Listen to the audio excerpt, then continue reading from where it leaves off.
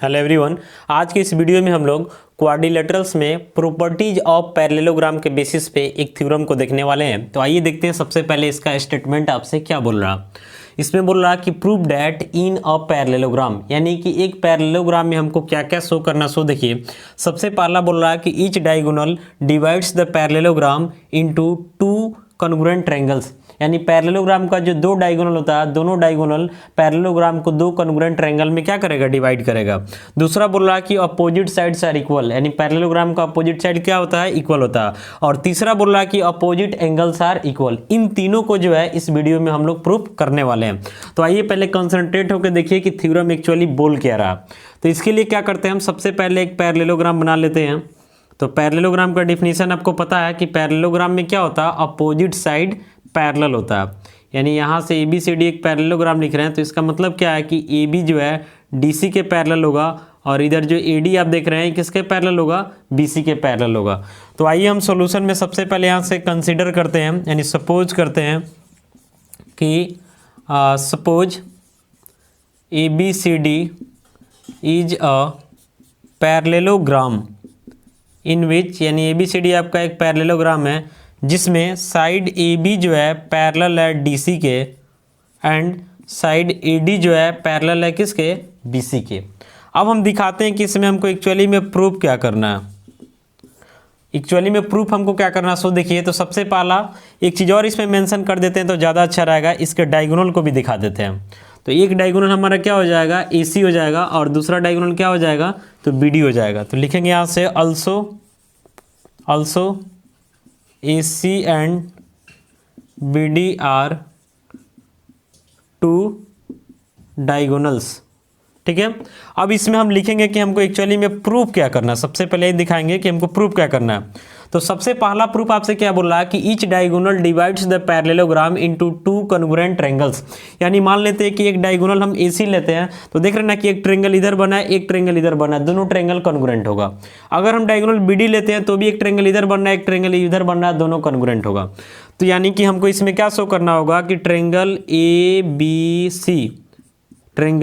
ABC, अगर एक diagonal AC का बात करते हैं तो इधर एक ट्रायंगल ABC बन रहा है और इधर ट्रायंगल CDA बन रहा है। कॉन्ग्रुएंट होगा किसके, तो ट्रायंगल CDA के।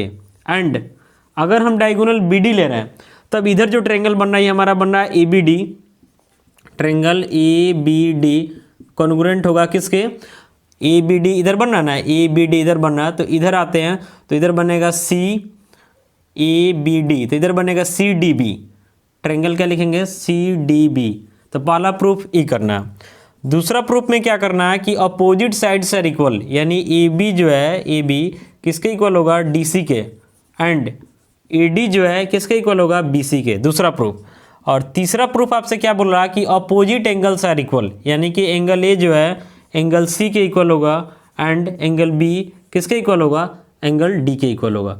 तो कंसंट्रेट होकर आपको देखना है, सारा समझ में आ जाएगा। तो एक चीज़ ध्यान दीजिएगा कि यहाँ पे दो डायगोनल है तो थोड़ा सा समझना डिफिकल्ट होगा, इसके कारण हम क्या कर रहे हैं कि एक डायगोनल को क्लीन कर ले रहे हैं, बस आपको सिर्फ समझाने के लिए। ठीक है, अब यहाँ पे आपका एक पैरेललोग्राम दिख रहा है। इस पैरेललोग्राम में क्या करते हैं कि यहाँ पे जो एंगल बन रहा है इस एंगल को हम एंगल 1 मान लेते हैं, और यहाँ पे जो एंगल बन रहा है इसको 2 मान लेते हैं, इसको 3 मान लेते हैं, वैसे इसको 4 मान लेते हैं, इसको 5 मान लेते हैं, और इसको 6 मान लेते हैं। ठीक है, यहाँ तक कोई दिक्कत नहीं है।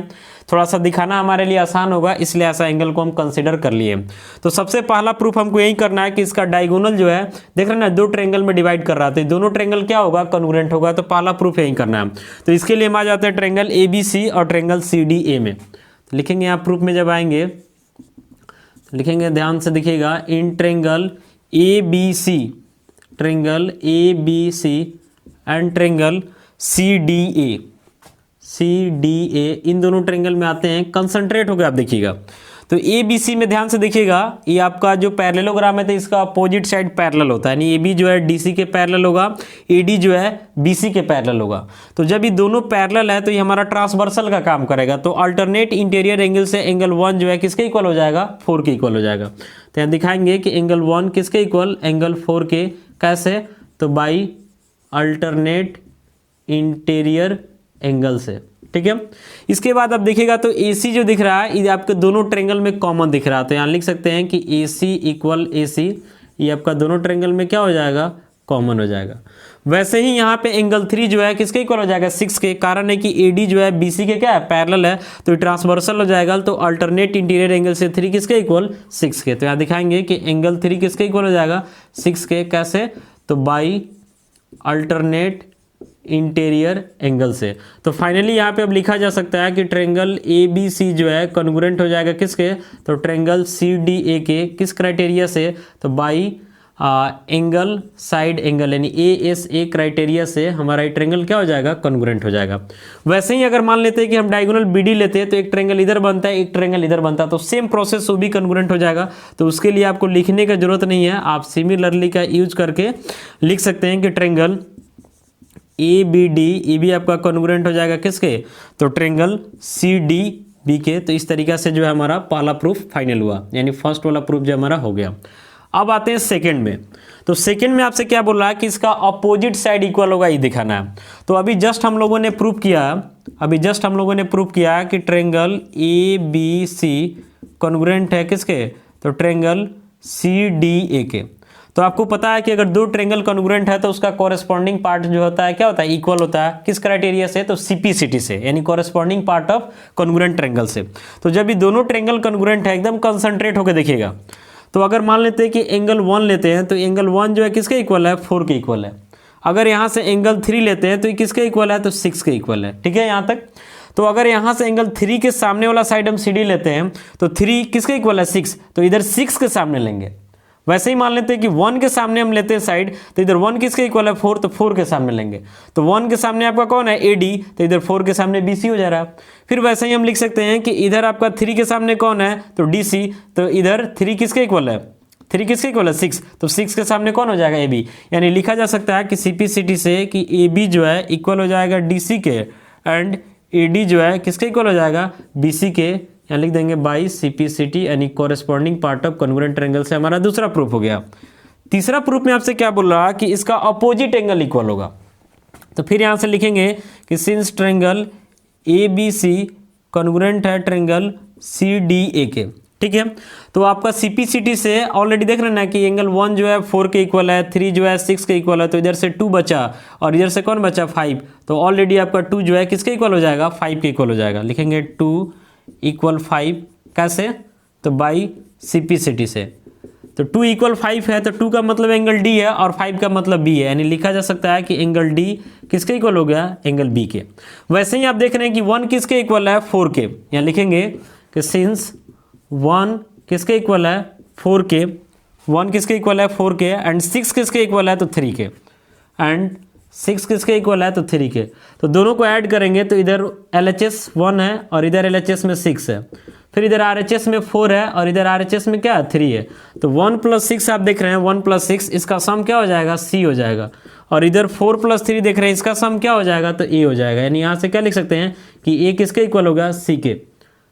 ठीक है, तो फाइनली यहाँ से लिखा जा सकता है कि इसका अपोजिट एंगल इक्वल हो गया, यानी एंगल A जो है एंगल C के इक्वल एंड एंगल B जो है किसके इक्वल एंगल D के इक्वल। ये हमारा तीसरा प्रूफ हो गया। तो फाइनली हम लोगों ने इस वीडियो में क्या देखा कि अगर हमारे पास कोई एक पैरेललोग्राम है और यहाँ से मान लेते हैं कि एक डायगोनल बना दिए तो 2 ट्रायंगल बनेगा, दोनों ट्रायंगल कॉन्ग्रुएंट होगा। तो कॉन्ग्रुएंट का मतलब एरिया भी सेम होगा। अगर यहाँ से डायगोनल बना देते हैं तो एक ट्रायंगल इधर बनेगा, एक ट्रायंगल इधर बनेगा, ये दोनों भी कॉन्ग्रुएंट होगा यानी एरिया सेम होगा।